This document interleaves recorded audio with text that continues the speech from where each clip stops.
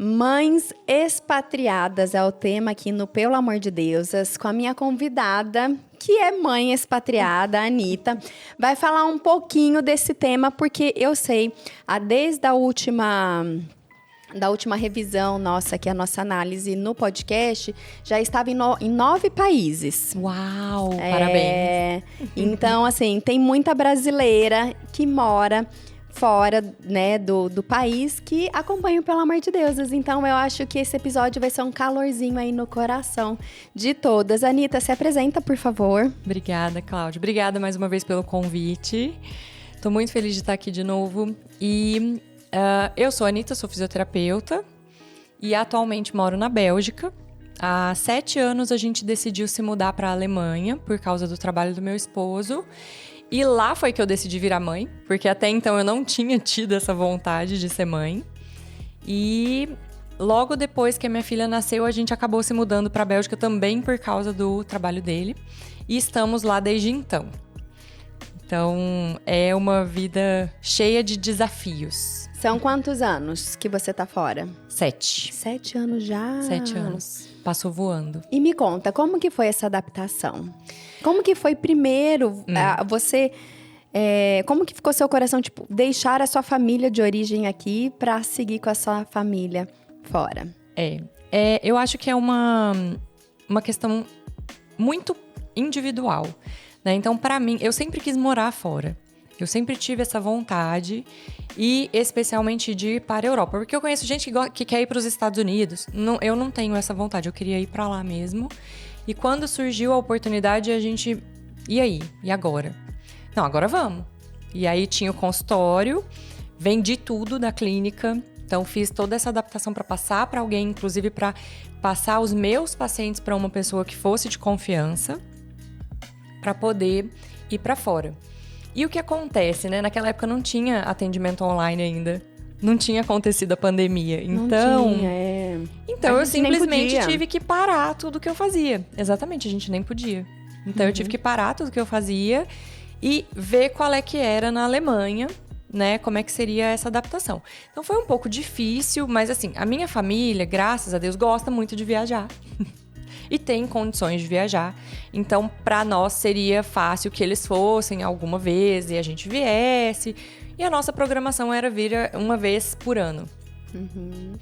E aí, a gente foi para a Alemanha. No começo, a adaptação... A gente foi para uma cidade muito legal, que dava para falar inglês. Então, a gente conseguia se virar bem. Eu fui estudar alemão para poder validar meu diploma de fisioterapeuta na Alemanha. Porém, fisioterapia na Alemanha é curso técnico. Exato. Então, assim, bom, era a minha realidade, era isso que eu ia fazer e eu gostava muito.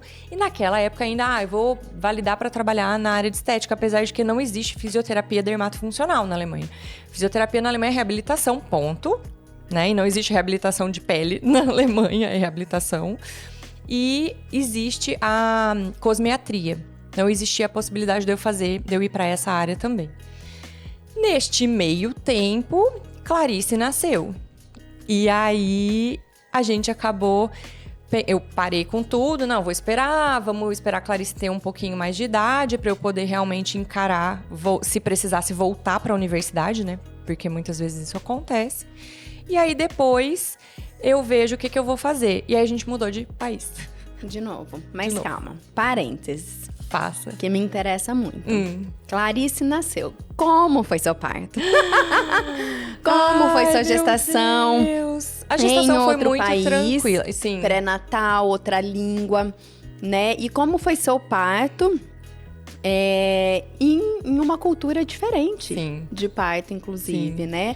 Porque eu acompanho muitas mulheres de outros países, que eu acompanho elas na gestação, porque não existe profissional que atua não mesmo. Nessa área como eu atuo aqui, né? Que inclusive várias eu acompanhei ao parto. Online.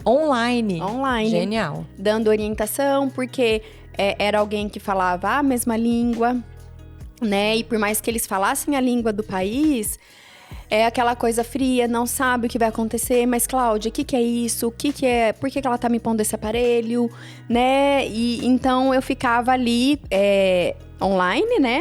Eles até tinham um tripézinho com a minha carinha ali e eu ficava o tempo todo dando assistência, falando, pai, ó, vê se ela quer levantar, faz esse exercício, faz uma massagem nela, vê se ela quer. Então, eu ficava dando esse suporte. Ótimo. Então, eu presenciei partos de diversas formas em vários países, o que é muito diferente daqui. E eu queria saber como foi lá. Ela nasceu na Alemanha. Ela nasceu na Alemanha. Uhum. Então, o acompanhamento, em geral, fora do Brasil é bem diferente, né? Eu falo isso porque eu tenho pacientes no Canadá, tenho pacientes em outros países da Europa. Então, eu sempre comparo, eu sempre pergunto como que funciona. Eles têm um protocolo já específico que tem 3 atendimentos de pré-parto até o parto. Então, isso é padrão. Seu convênio paga esses 3 atendimentos, são 3 ultrassons e pronto. E aí, a minha médica me ofereceu um pacote por fora para eu pagar os ultrassons de todos os meses. Que não era caro, né? Comparativamente ao que poderia ser no final da gestação, porque aí ela falou, olha... Se você não quiser pagar, não tem problema. Só que aí chega no final da gestação, eu vou querer te ver a cada 2 semanas, o convênio não cobre. E aí você vai ter que pagar 50 euros por consulta. E vai sair muito mais caro, né? Porque era 150 para fazer todos os ultrassons. E aí eu ia ter que pagar 50 uma vez a cada 2 semanas, depois uma vez por semana e às vezes a cada 2 dias, dependendo de quanto tempo ela demorasse para nascer. Então, foi super legal o acompanhamento. Foi com muito médica, bom. não com a foi médica. midwife. Não, com a médica, ela foi obstetra. E aí, é muito curioso porque geralmente não é o seu médico que faz o seu parto.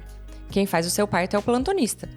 Né? Não tem essa Apesar opção de você, eu quero a minha médica. Não. A não ser que você pague particular, e aí são médicos específicos, não é qualquer médico. Então, é aquele médico que faz esse tipo de serviço, né? Então, o médico que o convênio cobre, ele geralmente não então. aceita. Então, foi bem tranquilo. Ela me orientou bem com relação a várias coisas, né? E tudo mais, de como seria quando estivesse perto do parto. Eu não tive o acompanhamento de outro profissional que não fosse a médica. E aí, bom... começou a sentir contração, vai pro hospital. Beleza. E aí eu comecei a sentir contração, fui tomar um banho e tal, beleza. Quando já não tava aguentando mais e as contrações estavam muito próximas, bora pro hospital. Só que eu cheguei lá com 3 centímetros de dilatação e foi muito engraçado, porque eu cheguei com muita dor. E eu falei, eu tô com muita dor. Eles me deram um comprimido de paracetamol. Ai, pra te enganar. Eu queria aqui morrer. também acontece. Eu queria morrer. Aí, não, vai andar. Aí eu dava 2 passos, agachava no chão. Dava mais 2 passos, agachava no chão. Aí fui andar um pouco, voltei pra sala de parto. Falei, não consigo. Eu quero ficar aqui, porque eu quero ficar monitorada, eu não tô bem, eu não quero ficar sozinha. Meu marido podia entrar junto, então tava tudo tranquilo. E aí fomos pra sala de parto. Foi bom, porque não tinha muitas gestantes parindo naquele dia. E aí tinha... acho que mais uma além de mim, somente. Então, a enfermeira do parto, ela tava bem tranquila para deslocar de uma sala para outra. E eu acho que tinha mais uma plantonista além dela. Então, ela ficou muito tempo comigo na sala, enquanto, né, a dilatação foi evoluindo. Quando chegou na hora do vamos ver... Porque assim, ninguém me ofereceu anestesia, né? Ninguém me perguntou nada. Aí, como eu tava reclamando de dor, eles pegaram minha veia e me deram codeína, se não me engano, pra poder diminuir a dor e tal. Eu dei uma relaxada, dormi um pouco. E aí, daí a pouco, as contrações começaram a evoluir mais e entramos na parte, né, do expulsivo. Só que eu cansei demais. É uma maratona. Cansei muito, muito, muito. E eles têm um negócio assim, a partir do momento que você atingiu a dilatação total, não nasce, eles começam a contar o tempo e aí eles chamam o médico. Porque os médicos ficam meio de olho. E aí ela chamou a médica. E nisso é a enfermeira que vai conduzindo. Isso, é a enfermeira que vai conduzindo. E aí, a médica veio e a médica falou como é que tá, tal, nananã, conversou com a enfermeira, tudo em inglês, porque o meu alemão não era fluente o suficiente para parir em alemão. Nossa, Aprendi alemão, mas calma, vamos lá, né? Consigo me virar, mas não é bem assim. E aí, às vezes ela não entendia alguma coisa que eu falava, que é um problema. Mas a gente conseguiu se comunicar, meu marido também fala inglês, então foi de boa, a gente conseguia conversar com ela. A médica, muito preocupada porque as crianças não nasciam, porque foi essa a preocupação dela, apesar de não ter diminuído a frequência cardíaca, nada estava evoluindo tudo muito bem, resolveu subir em cima de mim pra me ajudar essa criança a nascer. Primeiro que assim, eu queria ficar agachada, eu queria ficar de joelhos na maca. E não podia. E aí a enfermeira falou, não, mas vira só um pouquinho pra eu ver como é que tá. Não me voltou de novo pra posição. E eu tava tão além, sabe? Tava em outro planeta, que eu nem pensei em voltar pra posição. Não, E aí foi péssimo, porque eu fiquei de barriga pra cima, deitada. E aí essa criança não nascia. E a médica subiu no banquinho e botou a mão na minha barriga pra poder fazer um Cristeler. Exatamente.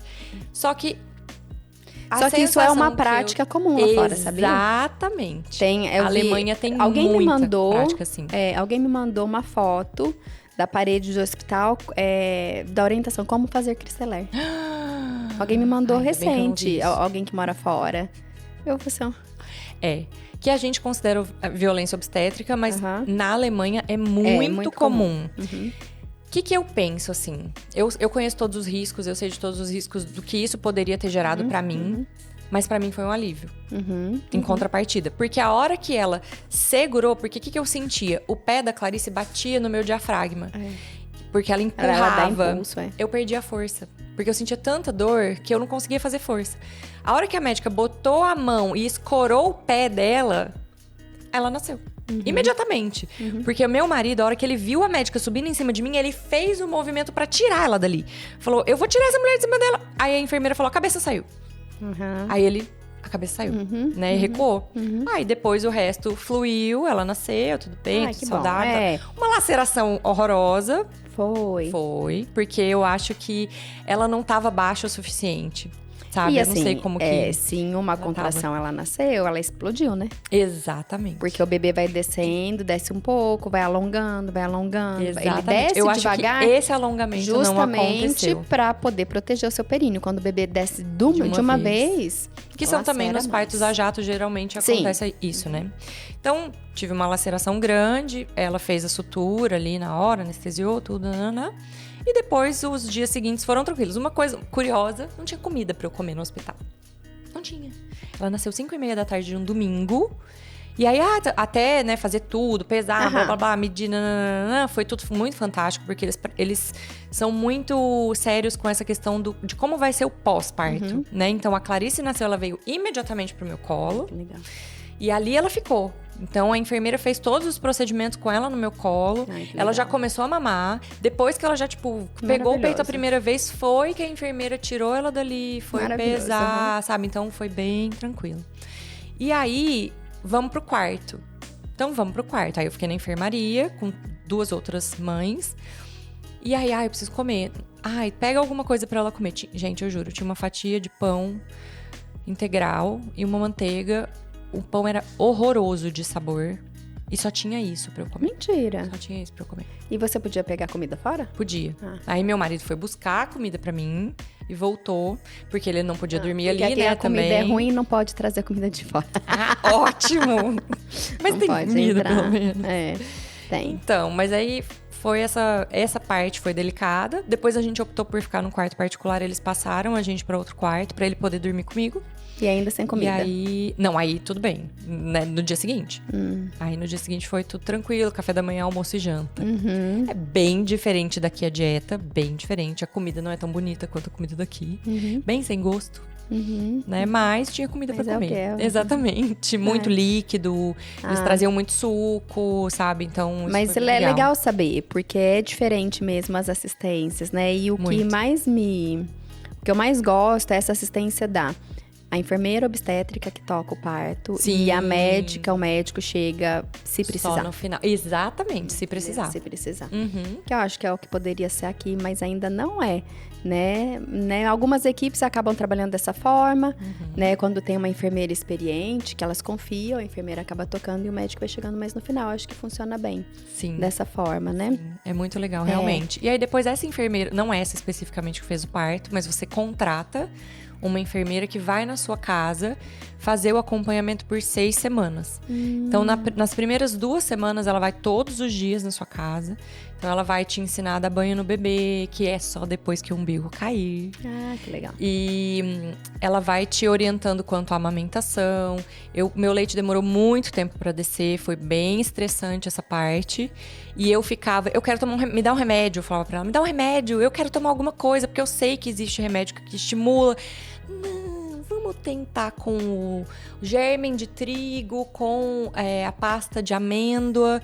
E aquilo não evoluía, sabe? E eu, ai, pelo amor de Deus. Não, então agora vamos tentar com um comprimido manipulado assim, assim, assado. Não resolvia.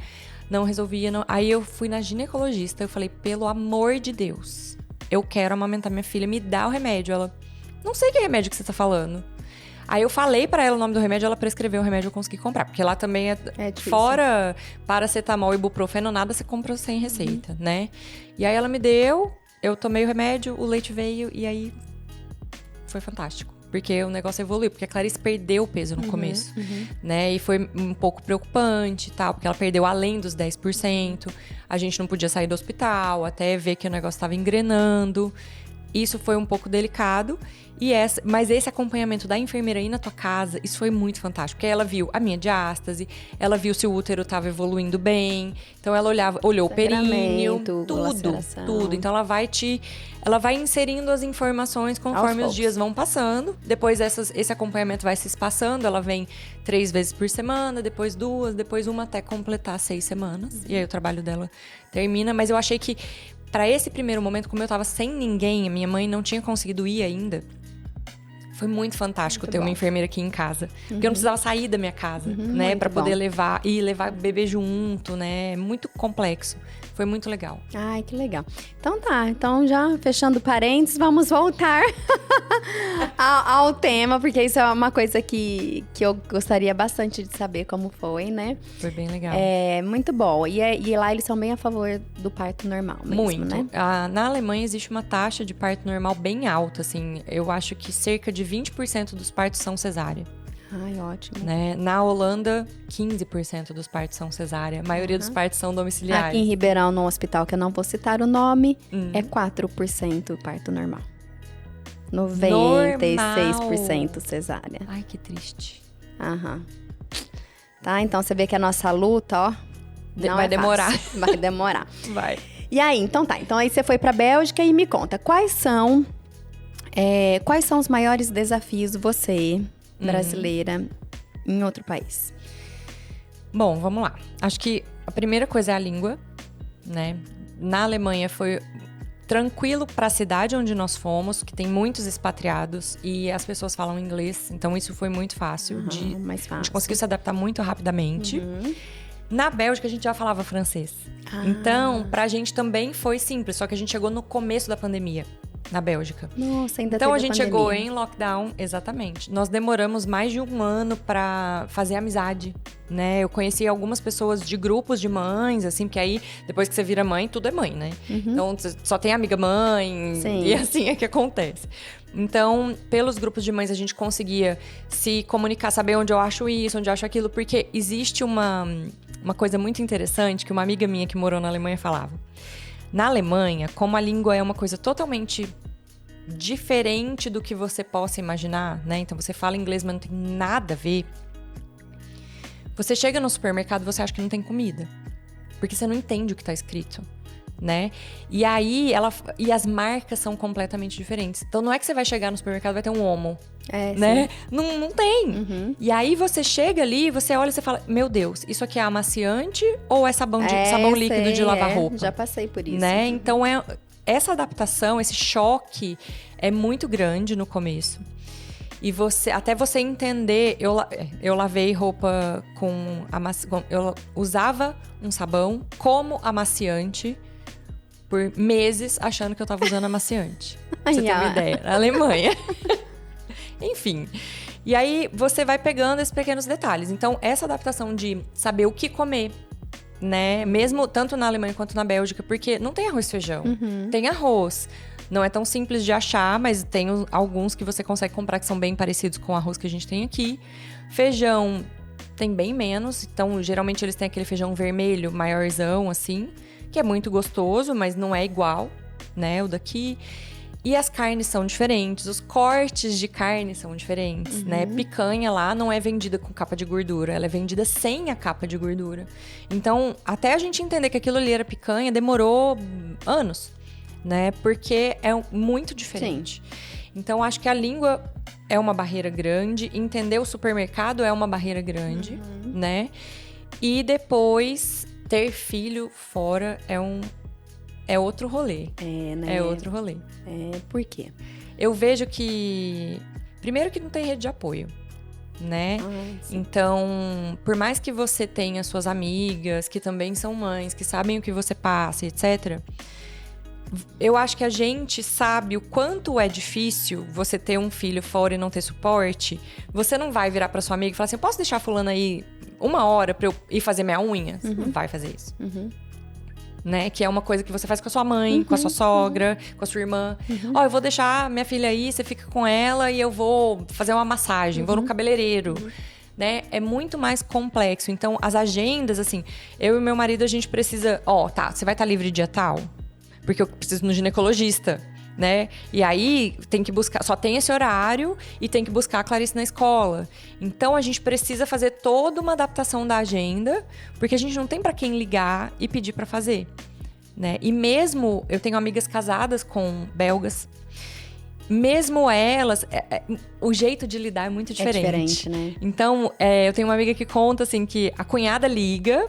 E fala, fulano, você pode ficar com a minha filha no dia tal? Tipo, daqui 40 dias. Você pode ficar com a minha filha no dia tal que eu tenho uma festa? Ele fala, não. Tá bom então, obrigado. Vou arrumar outra pessoa.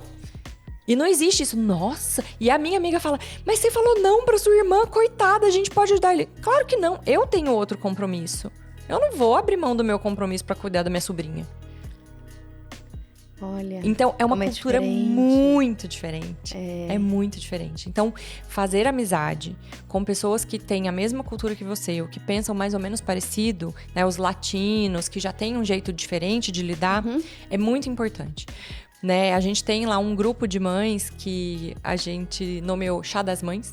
E foi ideia de uma amiga minha, que é justamente para dar suporte para mulheres no puerpério até mais ou menos 2 anos de pós-parto. Que legal. Para poder fazer essa rede de apoio e ter um lugar para conversar, ter um lugar para você colocar para fora aquilo que tá te incomodando, sabe? Que às vezes você não quer compartilhar com seu marido.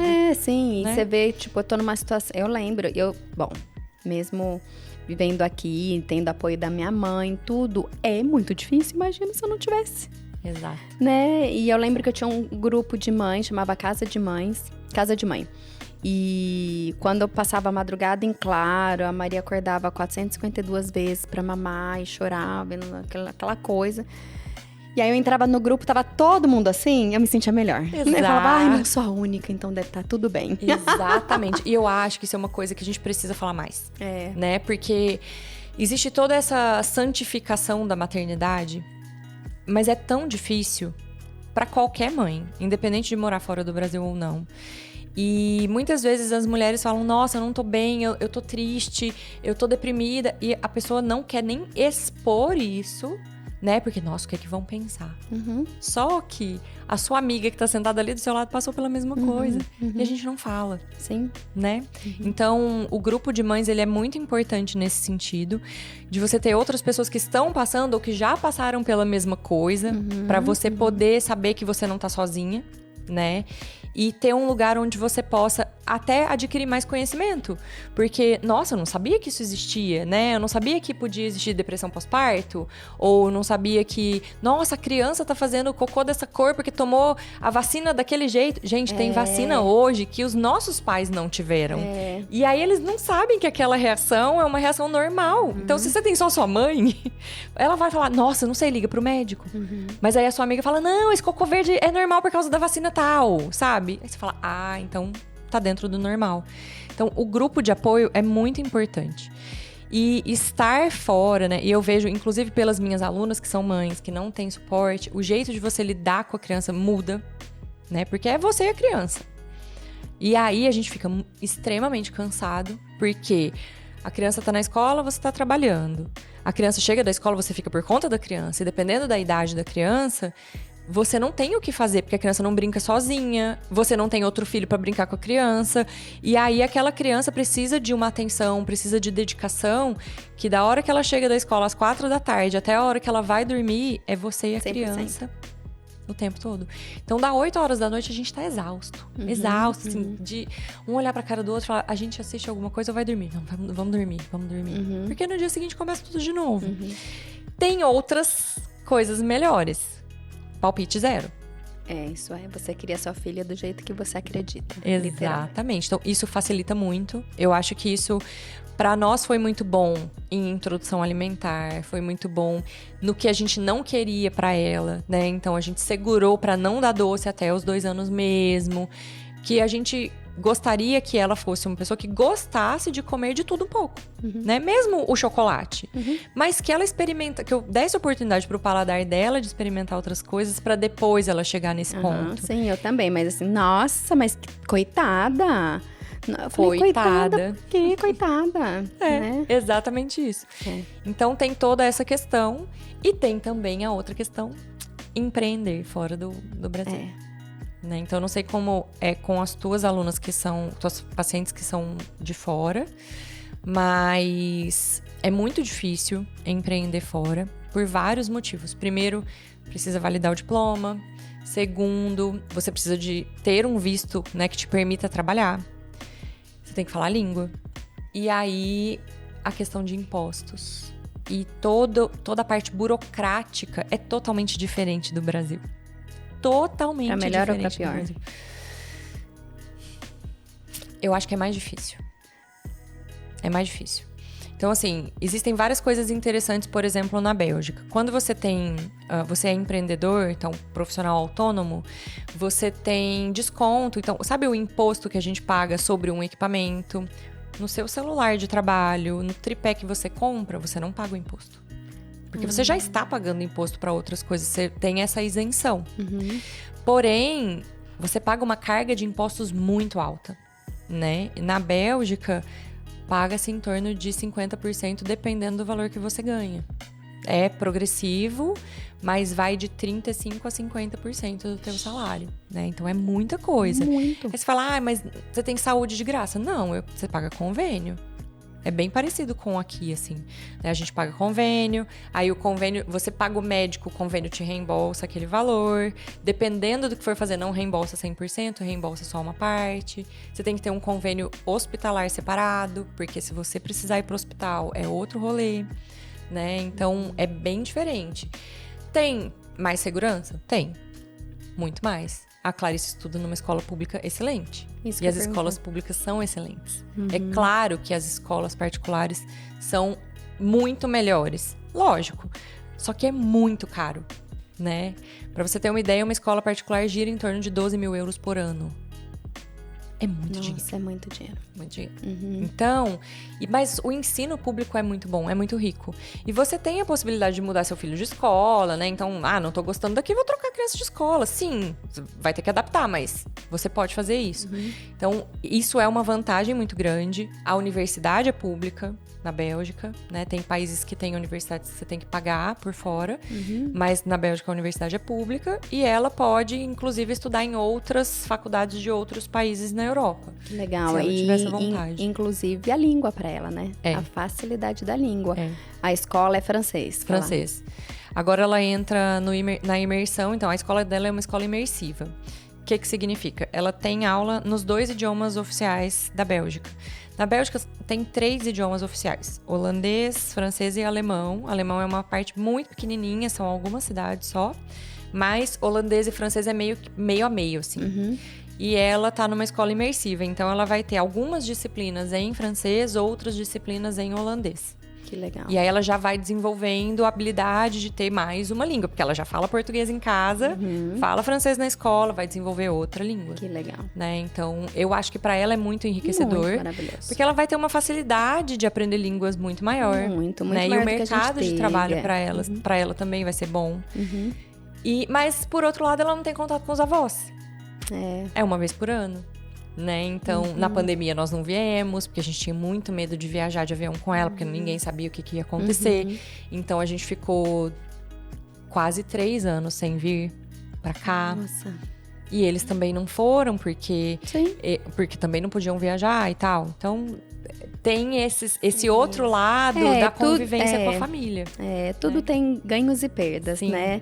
exato. E colocar isso na balança. E assim, se você pudesse dar um conselho para as mulheres que moram fora. Para as que moram fora, eu acho que você tem que encontrar suas amigas. Sabe? Aquelas pessoas... Montar sua tribo. Exatamente. Pra quem você pode ligar na hora que você estiver se descabelando e precisando de conversar com alguém, que é muito importante. E sempre ter um pezinho atrás. Não com as amigas, mas com outras pessoas. Porque, dependendo do país onde você tá, existe muito preconceito de brasileiro com brasileiro. Eu ia perguntar Sim. se existe muito preconceito com imigrantes. Existe. A gente já passou algumas situações com brasileiros. Então, de você falar você é brasileiro? A pessoa olhar pra sua cara e fazer assim, sou. Sabe? Tipo, mais um brasileiro me reconheceu. Então, a gente passou isso com brasileiros somente. A gente não passou com pessoas de lá. Olha que coisa. Mas existe muito, e já vi situações, assim, de amigas que passaram de estar num lugar e a pessoa destratar porque percebeu que não falava a língua direito, né? Isso pode acontecer, porque isso é do ser humano, né? É claro que tem países que são mais radicais, mas eu acho que isso é do ser humano, sabe? De tipo, tá invadindo o meu mercado de trabalho. Porque, gente, não é assim, desculpa. A Inglaterra tá sofrendo muito, então brasileiros que moram lá têm contado, assim, eles não têm gente pra construir casa, eles não têm gente pra trabalhar em hospital, por causa do Brexit, que eles botaram a galera pra fora. Eles dificultaram muito mais a imigração, dificultaram que as pessoas pudessem trabalhar lá. E isso tá tendo um impacto gigantesco naquele trabalho que o europeu não quer fazer. Não quer fazer. Porque tem isso lá, assim, né? Você vai pra construção civil na Bélgica, na Alemanha, não é o belga, não é o alemão que faz. É o brasileiro, é o polonês, né? O ucraniano, o filipino, exatamente. Então, eles dependem dessa mão de obra. É uma burrice você pensar que essa pessoa tá invadindo o seu mercado de trabalho, porque não tá. Né? Uma coisa ajuda a outra. E pra mulher que pensa em ir, ou tem a chance, ou tá estudando a possibilidade, o que você pode dizer pra ela? Eu acho que o que você precisa pensar muito é se é o seu momento de fazer isso, como vai ser, porque a adaptação é uma adaptação difícil. Eu conheço pessoas que foram e voltaram porque não conseguiram ficar. Eu tenho uma amiga que tá voltando agora do Canadá. Então assim, é muito lindo, vou ver neve, vou morar no frio, eu adoro frio. Morar no frio é totalmente diferente de passear no frio, né? Então, você precisa... É frio pra tomar banho, é frio pra sair de casa, 20 minutos pra botar roupa, porque bota meia, outra meia, bota calça, bota bota, e bota outra calça por cima. E aí você bota roupa, 20 minutos se passaram. E você tá vestindo roupa pra conseguir sair de casa, né?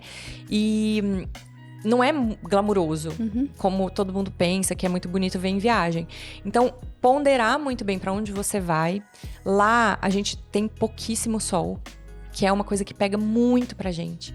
Então, a gente sente muita falta de um céu azul, né? E isso entristece a gente muito, porque a gente tá acostumado com o sol. Eles não ligam tanto, mas a gente percebe neles que eles ficam mais rabugentos no inverno, mesmo eles de lá. Mas quando vem né? pra cá estrangeiro, né? Meu marido recebe bastante por conta da franquia dele. Gente, eles se estatelam no sol. Eles ficam com uma lagartixa vermelha. Eles são tudo doido, né? Eu falo, meu Deus. A gente fala, gente, câncer de pele. Sai daí. Então, assim, ponderar bem pra onde você vai. Estudar quais seriam as possibilidades de trabalho pra você lá. Né? Então, você conseguiria ir com o teu trabalho, você vai precisar trabalhar em outra área. E se você for precisar trabalhar em outra área, você está disposta a lavar copo, a atender gente no restaurante? Porque a gente vai acabar indo para esse tipo de trabalho até você se restabelecer. Principalmente se você for em casal e o que o teu marido, ou sei lá, o que a esposa ganhar não for suficiente para sustentar os dois.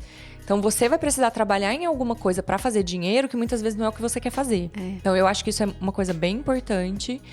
Mas, por outro lado, eu acho que é um crescimento tão legal sabe? Eu acho que mesmo que a pessoa queira voltar, eu quero ir, mas eu vou ficar 5 anos.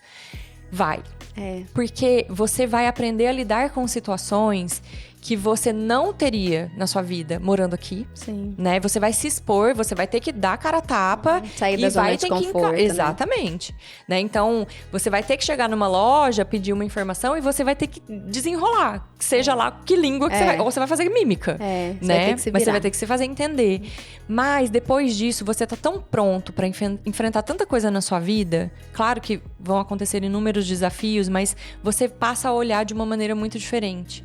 E você começa a ver que as coisas são muito simples e você deixa de dar importância pra coisa besta, sabe? Assim, você valoriza muito mais sua família, a gente sente muita falta da família da gente. E isso é bom porque meu marido também sente. Então, nós temos que ir no Brasil uma vez por ano. Não, então vamos uma vez por ano. Até porque a gente quer que a nossa filha conviva com a nossa família, né? Pra ter o laço, pra estar perto, né? Que muitas vezes pelo celular, que hoje existe essa facilidade, imagina 20 anos atrás que isso não existia, facilita? Não é a mesma coisa que tá no colo, abraçar, sentir o cheiro, sabe? É diferente. Memórias, Então, pensar e planejar muito bem como que você vai fazer. Né? Você quer voltar pra cá pra visitar? Se planejar pra visitar, né? Eu acho que é muito, muito importante. Muito bom. Gostoso. E assim, né? E que a gente possa, que esse episódio tenha sido, assim, um acolhimento para as mães que moram fora e que possam viver essa oportunidade, fazer diferença onde elas estão e cuidar de si mesmas e das próprias famílias. Obrigada, viu, Anitta? Obrigada a você. Foi maravilhoso, muito bom. Amei, obrigada. Adorei.